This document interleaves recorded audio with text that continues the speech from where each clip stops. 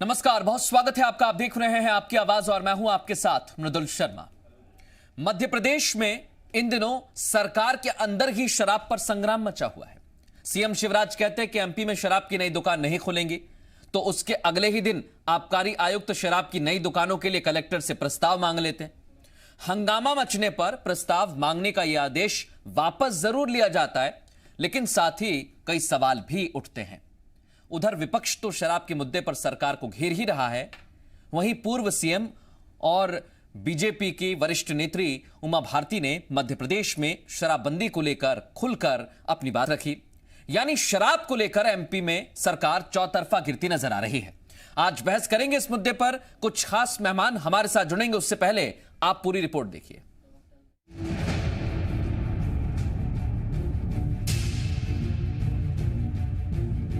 MP की सियासी फिजा में चर्चा शराब की हो रही है।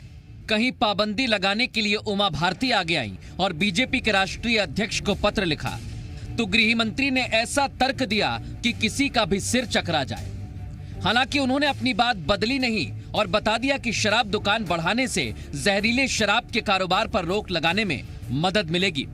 इस पर सरकार के अंदर घमासान की स्थिति है, क्योंकि सीएम ने इस मामले पर साफ कहा कि सरकार का ऐसा कोई प्लान नहीं है।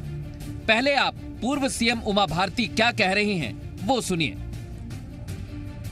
मैं इस मुहिम को अब आगे चलाऊं। सरकारों को दबाव और भय से मुक्त होकर के नशाबंदी की व्यवस्था के फेज अगर बना लेंगे तो उसमें सफलता हो सकती है। तो ऐसी स्थिति में ये शुरुआत एक वैचारिक विमर्श की शुरुआत मध्य प्रदेश से हो। शराब पर पाबंदी को लेकर उमा के सुझाव को कांग्रेस ने सिरे से खारिज किया और कहा कि यह बरगलाने की कोशिश है, इस पर ध्यान न दिया जाए। साथ ही एक बार फिर शराब माफिया पर कार्रवाई की सिफारिश कर दी। सरकार को सद्बुद्धि आई, इसके लिए सरकार का धन्यवाद कि उन्होंने अपना जो है आदेश वापस ले लिया। लेकिन उमा जी जो है विदुषी हैं। उमा जी जो है बहुत अनुभूति प्राप्त प्रज्ञावान साध्वी हैं, तो कम से कम उन्हें जो है इस भ्रम की लड़ाई में नहीं पड़ना चाहिए। आज जो है उमा जी को ये मांग करनी चाहिए कि इस माफिया को जो जहरीली शराब में शामिल है, इसको सरकार नेस्त नाबूद करे। सरकार का ये लक्ष्य होना चाहिए, तब जनता को शांति होगी। बीजेपी ने उमा भारती के सुझाव पर नपे तुले अंदाज में जवाब दिया और कहा कि सीएम शिवराज शराबबंदी पर पहले से ही काम कर रहे हैं, लेकिन कांग्रेस के आरोपों पर जवाब तल्ख भरे लहजे में दिया। आज ऐसे हालात में जब समाज में बहुत सारे लोगों को उनकी दिनचर्या में शराब शामिल है, तब अचानक शराब बंद कर देना और उसके कारण से कोई जहरीली शराब का प्रचलन बढ़ना या अवैध शराब का प्रचलन बढ़ना, ऐसी स्थितियां जब तक सामाजिक जागरण पूरी तरह नहीं होता है तब मुझे लगता है कि संभव नहीं है। प्रक्रिया के तहत ही, चूंकि ये लोकतंत्र है, लोकतंत्र में समाज जब तक तैयार नहीं है उसके लिए मानसिक रूप से, तब तक उस तरफ चीजें नहीं बढ़ती और इसीलिए क्रमशः दोनों तरफ से सामाजिक जागरण हो और शराब में की दुकानों में कमी आए। शराब पर मध्य प्रदेश में सियासी बहस छिड़ी हुई है। इसी बीच बीजेपी के नेता ने एक ऐसा बयान दिया कि बयान को जिसने भी सुना उसके होश उड़ गए। उन्होंने शराब की नई कथा गढ़ दी। अपने यहाँ देवता भी शराब पीते थे, सुरा का पान करते थे। जब महाभारत का युद्ध की घोषणा हुई तो समस्त राजाओं ने अपने अपने क्षेत्र में ये घोषणा की कि आयुध निर्माता और शराब निर्माता ये अपना उत्पादन बढ़ाएं। तो this is what is since ancient times. जहरीली शराब के कारोबार पर लगाम लगाने के लिए जरूरी एक्शन लिया जा रहा है, लेकिन शराब के मुद्दे पर शिवराज सरकार चौतरफा घिरी हुई है। सवाल ये कि सरकार के भीतर ही असमंजस की स्थिति क्यों है? पहले प्रस्ताव मांगा गया, फिर वापस कर दिया। आखिर इस मुद्दे पर सरकार एक मत क्यों नहीं? ग्वालियर से वैभव शर्मा के साथ संदीप भमरकर, जी मीडिया, भोपाल। और सीधे रुख करेंगे, खास मेहमान हमारे साथ जुड़ गए हैं। ब्रजेंद्र सिंह राठौर हमारे साथ जुड़े हैं, पूर्व में मंत्री रहे हैं, कांग्रेस का पक्ष रखेंगे। आशीष शर्मा हमारे साथ जुड़ गए, विधायक हैं अभी। राकेश अचल जी हमारे साथ जुड़े हुए हैं, वरिष्ठ पत्रकार के रूप में। आप सभी का स्वागत है आपकी आवाज में। पहले मैं आशीष जी आपके पास आ रहा हूं। आप तो युवा हैं, आपके मुख्यमंत्री कहते हैं कि नहीं, शराब दुकान नहीं खुलेंगी। पूर्व मुख्यमंत्री कहती हैं कि शराब दुकान बंद होनी चाहिए, शराबबंदी होनी चाहिए। गृह मंत्री कहते हैं कि शराब दुकान ज्यादा होंगी तो जहरीली शराब के कारोबार पर लगाम लगा पाएंगे, इससे हमें मदद मिलेगी। एक नेता आते हैं, बोलते हैं कि ये तो पौराणिक काल से चल रहा है, देवता भी पीते थे, आप भी पीजिए। ये क्या चल रहा है सर? आसुरी प्रवृत्ति का परिचायक है। और ये सही है कि समाज में निचले तबके तक लेकर उच्च स्तर तक भी जो लोग हैं वो शराब का सेवन करते हैं। इसे निश्चित ही एक सामाजिक बुराई के तौर पर देखा जाना चाहिए, और जब तक समाज में आमूलचूल परिवर्तन इस विषय को लेकर नहीं होगा, नशे की प्रवृत्ति कम नहीं हो पाएगी। जहां तक बात है, उमा भारती जी हमारी राष्ट्रीय नेता है, मध्य प्रदेश की पूर्व मुख्यमंत्री हैं, उन्होंने कोई विषय रखा है शराबबंदी की दिशा में बढ़ने का, तो वो स्वागत योग्य है। हमें शराबबंदी की तरफ बढ़ना चाहिए, लेकिन उसे एकदम रातों रात नहीं किया जा सकता। जहां तक बात है गृह मंत्री जी की, तो आपने देखा होगा पिछले कई दिनों से ताबड़तोड़ मध्य प्रदेश में शराब माफिया के खिलाफ कार्रवाई हुई है, नशीली शराब के विक्रेताओं के खिलाफ कार्रवाई हुई है, उनके मकान तक तोड़े गए हैं, संपत्ति राजसात की गई है। सरकार चाहती है कि कहीं भी अवैध शराब की बिक्री नहीं हो, नशीली शराब का जो नेटवर्क है पूरी तरह से ध्वस्त हो। जहां तक बात है, इस विषय पर संशय मीडिया के सामने निर्मित हो रहा है, लेकिन जब माननीय मुख्यमंत्री जी जो कि सरकार के प्रमुख हैं, हमारी पार्टी के नेता हैं, और उन्होंने कह दिया है कि कोई नई शराब की दुकान नहीं खोली जाएगी, तो इस पर विराम लग जाना हम ना तो किसी भ्रम में हैं, पहला तो ये। दूसरा, प्रस्ताव पहले भेजा गया कि आप बताइए जगह कहां कहां पर दुकान खोलनी है, रातों रात ऐसा क्या हो गया फिर उस प्रस्ताव को वापस लेना पड़ा? पहली बात तो ये। दूसरा, आपकी पूर्व मुख्यमंत्री जरूर कह रही है शराब पर पाबंदी लगाइए, आपने भी उसी बात को दोहराया कि इस पर लगानी चाहिए, लेकिन फिर गृह मंत्री कहते हैं कि शराब की दुकान बढ़ा देनी चाहिए ताकि जहरीले शराब के कारोबार पर लगाम लगाई जा सके। यह विरोधाभास नहीं है? ये सब कुछ एक साथ कैसे हो जाएगा? देखिए, ये विरोधाभास नहीं है, दोनों चीजें अपनी जगह पर सही हैं। मध्य प्रदेश में अवैध शराब की जो बिक्री हो रही है, कहीं ना कहीं वो एक बहुत बड़ी चिंता का विषय है। एक तो उसको सरकार से रेवेन्यू की हानि हो रही है, नशीली और अवैध शराब के व्यापार के फल फूलने के कारण कहीं ना कहीं लोग मौत की गिरफ्त में जा रहे हैं। जहां तक बात है कि माननीय मुख्यमंत्री जी जब ये कह चुके हैं कि नई शराब की दुकान नहीं खोली जाएगी, तो इस चर्चाओं पर पूर्ण विराम लग जाना चाहिए। बिल्कुल सर, लग जाना चाहिए, लेकिन फिर ये शराब दुकान खोलने के लिए प्रस्ताव को क्यों मांगा गया? यही तो आप पूछ रहे हैं। आबकारी आयुक्त, ये एक प्रशासनिक व्यवस्था है, भविष्य की किसी योजनाओं के अनुरूप या भविष्य में कई संभावनाओं को प्रशासन टटोलता रहता है। कहां पर नए थाने तो क्या प्रशासन के पास आदेश नहीं पहुंचा आशीष जी? कहां पर पर्यटन की क्या संभावनाएं हैं? जब आबकारी आयुक्त ने कोई आदेश निकाला है तो वो उनकी प्रशासनिक तैयारी के हिसाब से निकाला होगा, भविष्य की संभावना के हिसाब से। प्रशासन सरकार से पूछकर ही तो निकालेगा, मन से तो निकालेगा नहीं। देखिए, जब माननीय मुख्यमंत्री जी ने स्पष्ट पत्र लिख दिया है और निर्देश दे दिया है, तो इन चर्चाओं पर विराम लगना चाहिए। ठीक है, इन चर्चाओं पर विराम लगना चाहिए, आपका ये कहना है। आपका कहना है गृह मंत्री ने जो बयान दिया उसके तहत कार्रवाई भी हुई है। ब्रजेंद्र जी, आपको लग रहा है सब कुछ ठीक चल रहा है? आपको नहीं लगता विरोधाभास? देखिए, मुझे क्या पूरे मध्य प्रदेश को लग रहा है कि जैसा दिख रहा है वैसा अंदर कुछ अलग चल रहा है, और अब वो बाहर दिखने लगा है। भारतीय जनता पार्टी बहुत ही अनुशासित पार्टी अपने आप को कहते हैं लोग, लेकिन इनके जो अंदरूनी झगड़े जो अभी पर्दे के पीछे थे, वर्चस्व की जो लड़ाई थी, मुख्यमंत्री की जो दावेदारी थी, और कोई आगे निकल गया, कोई पीछे रह गया, कोई होके अलग हो गया, तो ये जो झगड़ा था अब वो आपके माध्यम से टीवी चैनलों पर दिखाई दे रहा है और अब सड़कों पर दिखाई दे रहा है। गृह मंत्री जी, आबकारी मंत्री जी और मुख्यमंत्री जी, और दूसरी तरफ प्रशासनिक पीएस और आयुक्त, ये मुख्य भाग हैं 5 इसके। अब आप देखिए कि जो हमारे आबकारी मंत्री जी हैं उनको कुछ नहीं पता, उनको नहीं मालूम कि क्या हुआ, कैसे हुआ। उन्हें तो बस बाद में आपने पूछा तो उन्होंने कह दिया कि मेरी जानकारी में नहीं है। गृह मंत्री जी का काम है लॉ एंड ऑर्डर कोई व्यवस्था बनाना, पुलिस का सिस्टम देखना, लेकिन वो बयान दे रहे हैं शराब के मामले में। क्या ऐसी रुचि है? मैं वही पूछना चाह रहा हूं, क्योंकि ब्रजेंद्र जी आपने भी आबकारी विभाग संभाला है, आपने भी आबकारी विभाग संभाला, आपको पता है सिस्टम कैसे काम करता है। क्या सिस्टम ऐसे काम करता है कि मुख्यमंत्री कह रहा है कि नहीं खुलनी चाहिए दुकान, गृह मंत्री कहते हैं कि नहीं इस पर विचार करना चाहिए, मैंने अपनी बात रख दी, आबकारी आयुक्त एक नया प्रस्ताव ले आते हैं, ऐसे सिस्टम काम करता है? वही बात मैं आपको वही बात कहने का प्रयास कर रहा था ताकि लोगों को आसानी से ये बात समझ में आए। आयुक्त और पीएस इनकी अपनी एक अलग रणनीति है, वो नहीं समझ रहे कौन मंत्री है, कौन मुख्यमंत्री है, कौन क्या है, वो अपने तरीके से काम कर रहे हैं। जो हमारे मंत्री जी हैं वो सीधे साधे हैं, उनका विभाग के ऊपर वर्चस्व नहीं है, उनके ऊपर दूसरे लोग दखलंदाजी कर रहे हैं। इसलिए मैंने कहा कि सीएम शिवराज सिंह जी बन गए लेकिन बनना चाहते थे हमारे मिश्रा जी।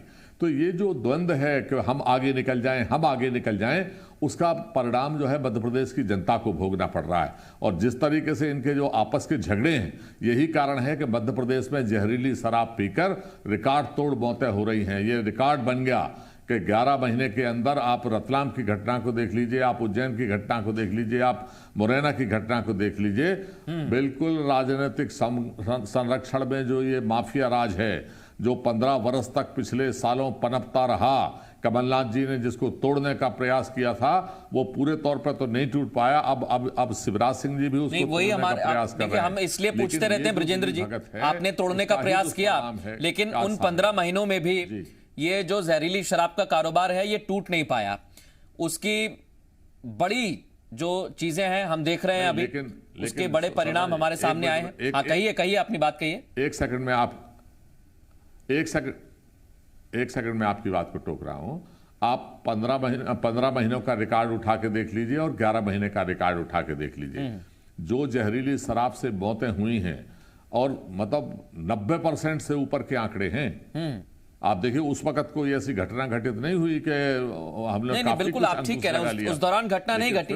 लेकिन मेरा यही कहना है ब्रजेंद्र जी, मैं जो फोकस करना चाह रहा हूं, मैं उस चीज पर फोकस करना चाह रहा हूं कि ये जो अवैध तरीके से भट्टियां हैं, अवैध तरीके से शराब बनाने का धंधा चल रहा है, ये एक दिन में या एक रात में पनपता नहीं है। ये लंबे समय से चल रहा है और ये प्रशासन की नाक के नीचे चलता रहा, चाहे वो अधिकारियों उन्होंने ध्यान नहीं दिया हो। ये सारी चीजें एक तरफ है, लेकिन इस पर कार्रवाई होनी चाहिए, ये एक तरफ है। अब हमारे साथ वरिष्ठ पत्रकार हैं राकेश अचल जी। लंबे समय से राकेश जी आपने मध्य प्रदेश में शराब के मुद्दे को लेकर सियासत होती रही है, यह हमने देखा है। जब इससे पहले शिवराज सरकार थी, जब जयंत मलैया थे, तब एक नीति को लेकर बड़ी बहस हुई थी। उसके बाद ब्रजेंद्र जी हैं, जब ऑनलाइन बिक्री की बात आई उन्होंने हालांकि स्पष्टता की थी। लेकिन अभी जो एक बहस छिड़ गई है, शराब बंद हो या ना हो, शराब की दुकानें बढ़ें, जहरीली शराब पर लगाम लगे, ये क्या सिर्फ और सिर्फ सियासत की वजह से मुद्दा है या वाकई स्थिति खराब है?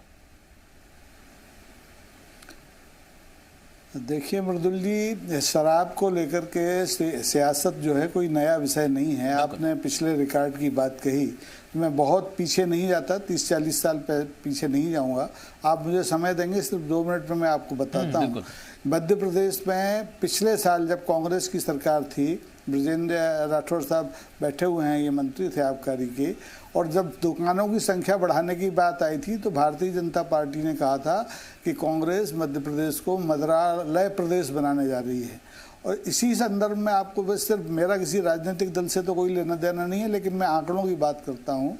मध्य प्रदेश में जब शिवराज सिंह जी सत्ता में आए थे, उमा भारती जी के 9 महीने का कार्यकाल आप हटा दीजिए, तो इस प्रदेश में मुश्किल से शराब की 900 दुकानें थीं। और जब उन्होंने सरकार उनकी गई तब इस प्रदेश में 3000 से ऊपर दुकानें शराब की हो चुकी थी। तो ये शराब की दुकानों की संख्या 15 साल में बढ़ी। कांग्रेस ने अपने कार्यकाल में एक नीति बनाई और उसमें हर नीति में राजस्व, आबकारी राजस्व का लक्ष्य और दुकानों की संख्या बढ़ती ही है। तो आप ये मान के चलें कि ये सियासत कोई नई नहीं है। जो भी सत्ता में होगा, चाहे कांग्रेस हो चाहे भारतीय जनता पार्टी हो, उसको एक ही थैली के चट्टे बट्टे वाला जो मुहावरा है उस पर अमल करना पड़ता है। उमा जी 9 महीने रही मध्य प्रदेश में मुख्यमंत्री, उन्होंने अपने समय शराबबंदी की कौन सी बात की थी? तो पर उपदेश कुशल बहुतेरे वाली बात है। आज वे शराबबंदी की बात कर रही हैं। अभी मैं सुन रहा था अपने भारतीय जनता पार्टी के मित्र को कि ये फैसला रातों रात नहीं हो सकता। क्यों नहीं हो सकता भाई? आप नोटबंदी का फैसला रातों रात कर सकते हैं, आप कृषि कानून बनाने का फैसला ध्वनिमत से कर सकते हैं, तो शराबबंदी का फैसला रातों रात क्यों नहीं कर सकते? क्या आप चाहते हैं कि मध्य प्रदेश में अवैध शराब पी करके लोग ऐसे ही मरते रहें और आप अपने राजस्व को छोड़े नहीं, हर साल 2000 करोड़ का लक्ष्य बढ़ा दें? तो ये शराब की राजनीति इस प्रदेश की जनता को बहुत भारी पड़ने वाली है। इसलिए शराबबंदी के उमा जी के झूठे ही सही, लेकिन इस प्रस्ताव पर सरकार को गंभीरता से विचार करना चाहिए। और उन्होंने सिर्फ मध्य प्रदेश की बात नहीं करी, उन्होंने हर एक प्रदेश जहां पर बीजेपी की सरकार है वहां की बात की है। राकेश जी, मैं आपके पास आऊं, जो आपने जिक्र किया, आशीष जी से कमेंट ले लेता हूं मैं। आशीष जी, आप चाहते हैं शराब बंद करना, आपने कहा, पहले ही शब्द में कह दिया था कि हमारी कोशिश है, मुख्यमंत्री भी चाहते हैं, लेकिन आपके नेता, बगल में तस्वीर आप देख रहे होंगे अगर आपके सामने टीवी है तो, वो कह रहे हैं ये तो पुरातन काल से चला आ रहा है, महाभारत के युद्ध में भी लोगों से कहा था। सर, ये शराब की नई कथा ही सुन रहे हैं सर हम। कि नशा एक सामाजिक बुराई है, निश्चित ही अनादिकाल से शराब का सेवन लोग कर रहे हैं और इसे एकदम बंद नहीं किया जा सकता। जिन राज्यों में शराब बंदी हुई है वहां भी अवैध शराब के कितने मामले प्रतिवर्ष प्रकाश में आते हैं, हम लोग देखते होंगे। जहां तक बात है मध्य प्रदेश की, तो शराब से एक बहुत बड़ा रेवेन्यू जनरेट होता है। लेकिन आपके नेता तो इससे बड़ा अच्छा बता रहे हैं, उनका कहना है कि आप सीमित मात्रा में शराब पीजिए, कोई बुरी आदत नहीं है।